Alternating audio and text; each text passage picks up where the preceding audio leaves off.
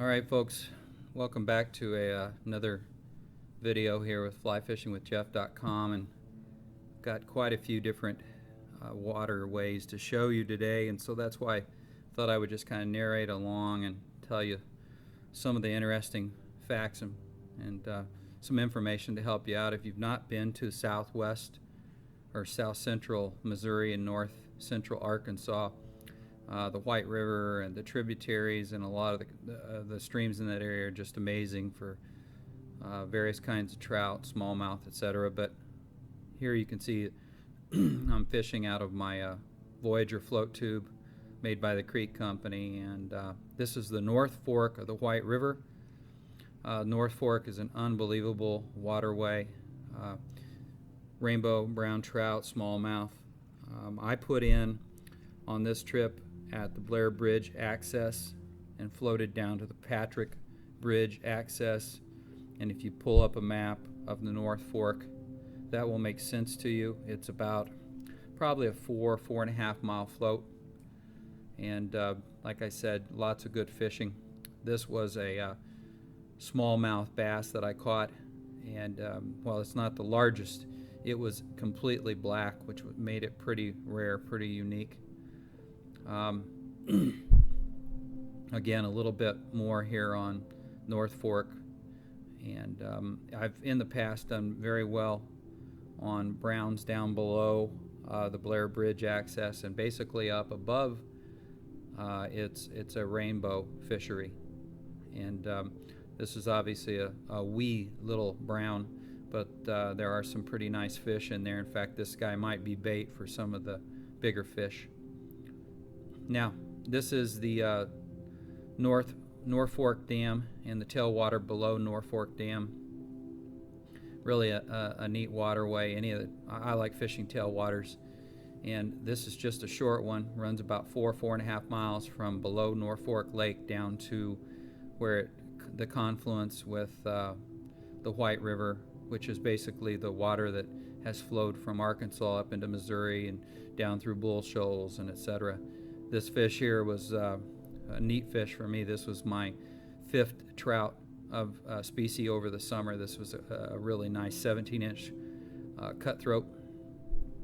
And now I threw this little clip in for you. This is the White River, and it's between Bull Shoals and the confluence of the North Fork. And there are a pair of eagles there, and that eagle has just swooped down and picked up a pretty big snake that I saw swimming across the river.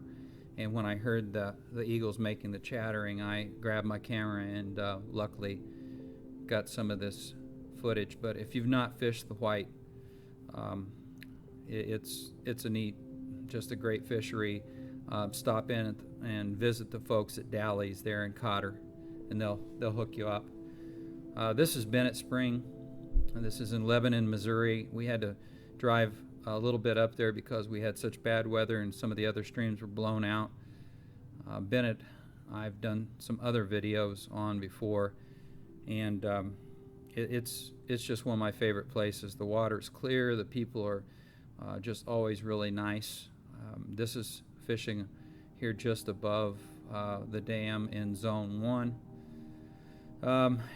And yeah, it's a trout park, and I've had some comments from folks that, it's not trout fishing. Frankly, I think it is trout fishing. They can be very persnickety and they can be tough, and I think you have to kind of know what you're doing. But again, the water's real clear, and this is me fishing with a Rio sink tip type 1 fly line and one of my own trout candy patterns that you can find on my website at www.flyfishingwithjeff.com. And I'm a streamer, a stripper fisherman, so that's what I do, and it's one of those go-to flies that always seems to work, and I've always done pretty well with it. So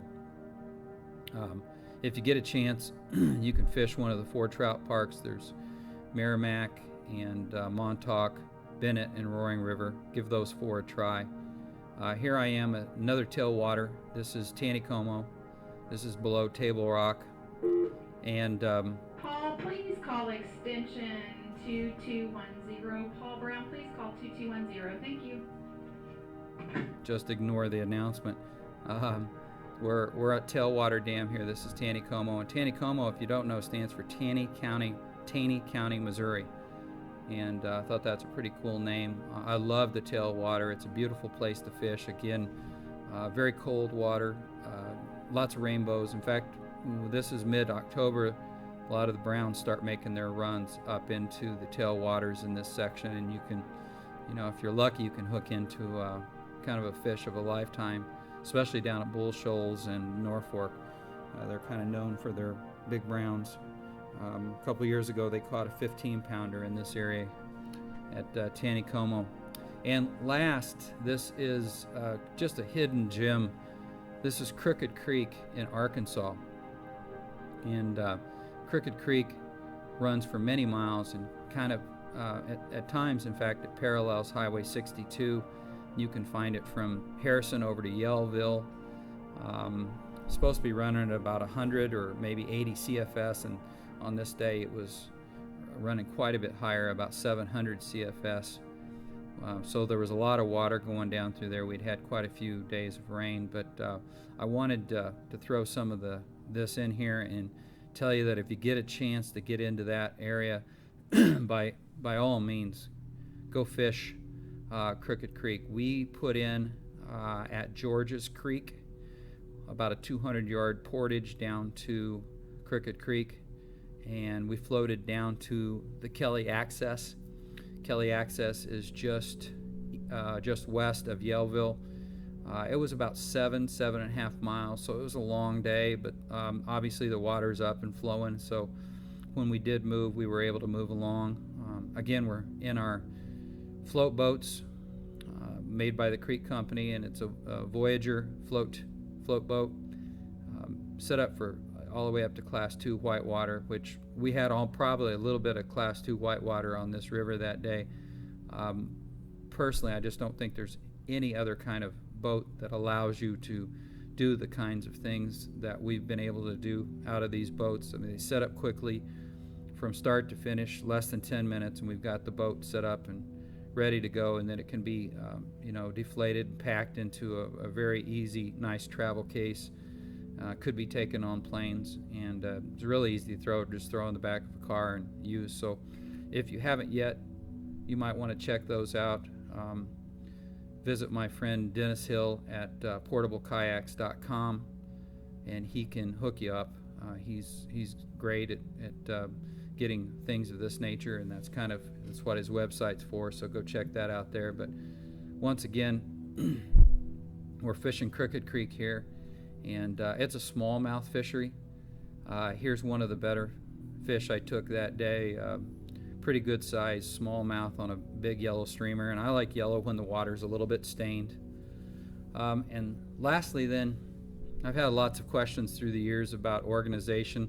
You can see I'm standing there between the gunnel and the seat of the float boat of the Voyager, and people use a lot of different systems, from packs to vest, and I'm a lanyard guy, and I like these fly patches.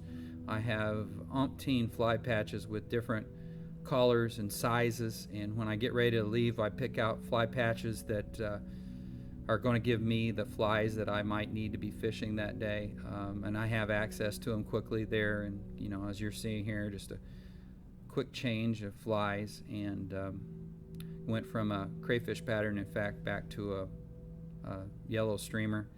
And not sure if you buy into this theory, but surely over the years I've started to see that these smallmouth are kind of a gentleman's fish. They don't tend to eat as early in the morning as do trout and maybe largemouth bass. And this, you can tell the sun was almost overhead, and we really got into a nice stretch of water here and started to really catch a lot of fish, couple of nice fish. And so anyway, whatever your organizational pattern is, that's how I do it, and hope that this is some good, useful information that you can use. And once again, if you get into south central Missouri, north central Arkansas, give some of these waterways, look them up, and get out there and get going. I hope you enjoy it all.